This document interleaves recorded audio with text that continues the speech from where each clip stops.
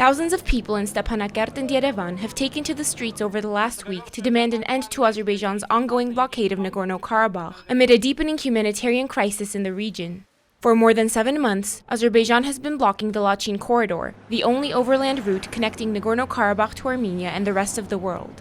Although the International Committee of the Red Cross was previously allowed to make limited deliveries of humanitarian aid through the Lachin corridor, over the last month, Azerbaijan has severely escalated the situation by blocking the entry of all humanitarian aid through the Lachin corridor. Deaths, growing health problems, and warnings about a threat of imminent starvation loom over the people, who see no end in sight to Azerbaijan's blockade. On Tuesday, simultaneous rallies were held in the Armenian and Nagorno-Karabakh capitals. Over the weekend, Nagorno-Karabakh State Minister Gurgen Narsisyan had called for the demonstrations to unite all of our voices and respect the people of Artsakh's right to self-determination. During the rally in Stepanakert, one demonstrator told ＳիվիլՆեթի, "If we cede Stepanakert to Azerbaijan, Yerevan will be next." Another protester said, "Is this life we're living? You can't feed a family with just bread and potatoes. Our children keep asking us, 'Mom, do we have this? Do we have that?'"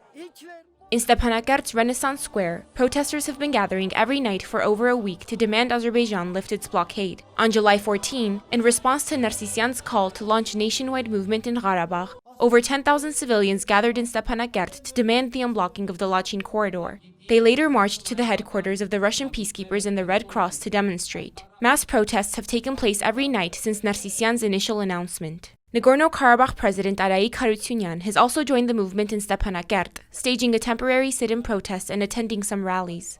Meanwhile, in Yerevan's Freedom Square, protesters gathered on July 25 in solidarity with the 120,000 Armenians currently living under Azerbaijani blockade. Chants rang, saying, "We are Artsakh," and calling for unification.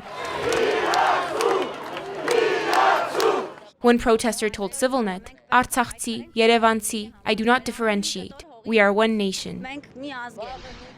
Since July 14, in a Yerevan-based movement now called Batsum, meaning opening, people have been gathering every day in front of the UN office in Yerevan, where they are piling up humanitarian supplies for Nagorno-Karabakh. They are protesting the organization's apparent inaction and are demanding that it transfer the aid to Karabakh's population.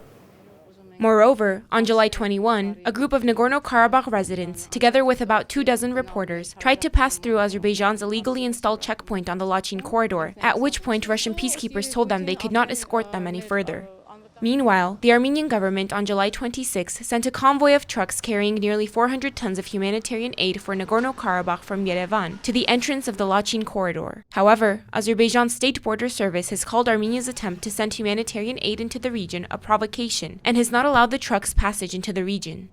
In Yerevan and Stepanakert, grassroots and government-led efforts to end the blockade in Nagorno-Karabakh continue to grow, while the humanitarian problems in the region reach critical levels.